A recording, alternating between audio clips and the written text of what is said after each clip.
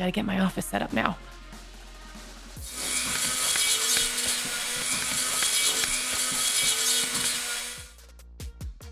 Well, that was easy.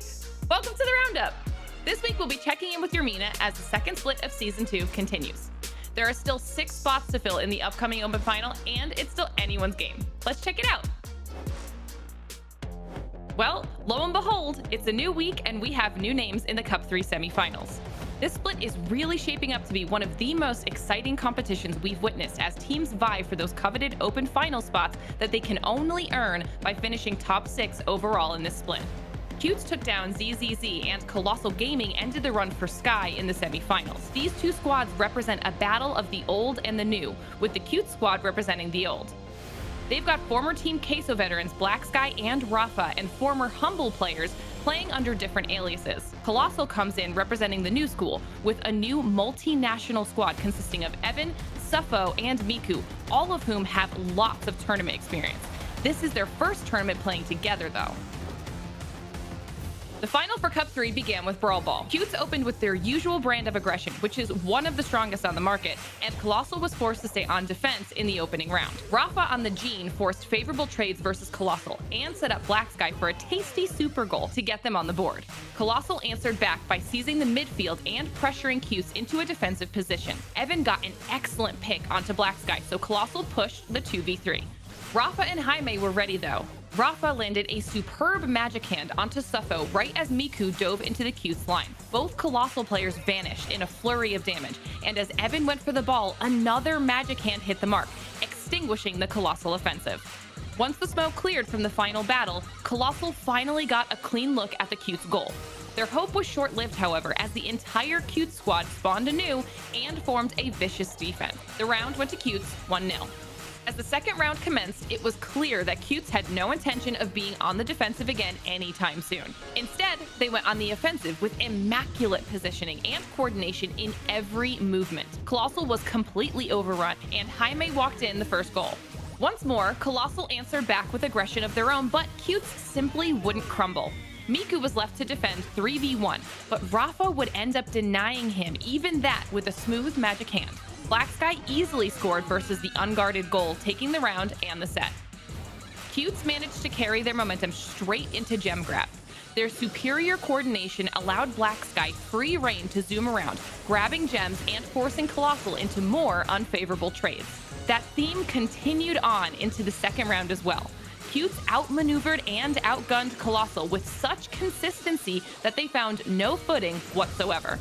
Though they fought valiantly in their first Cup Finals appearance, it was simply not enough to overcome Cutes.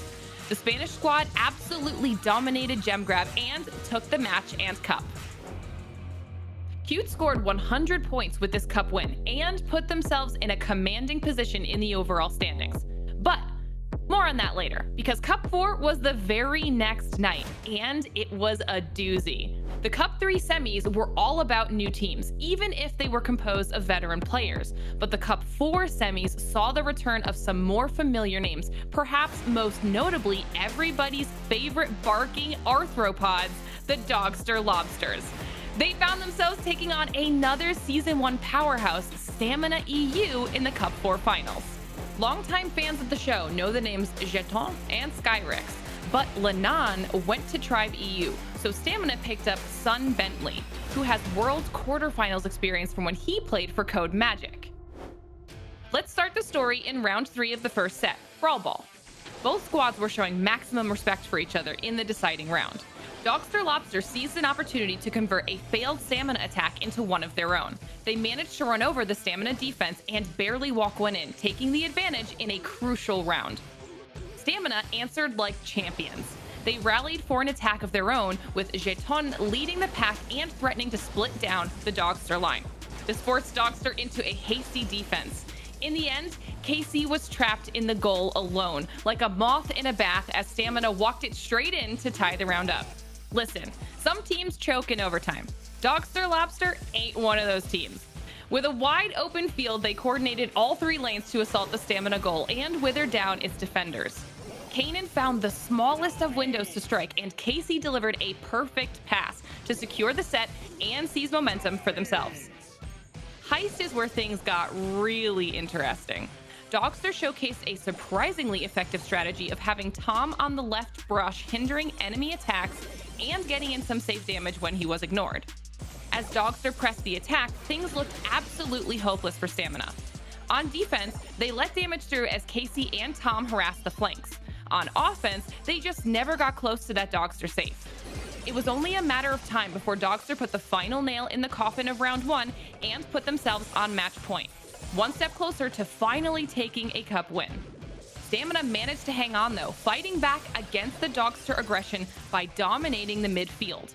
They did that so well, in fact, that they ended up equalizing the round and putting Dogster on the back foot for a decider.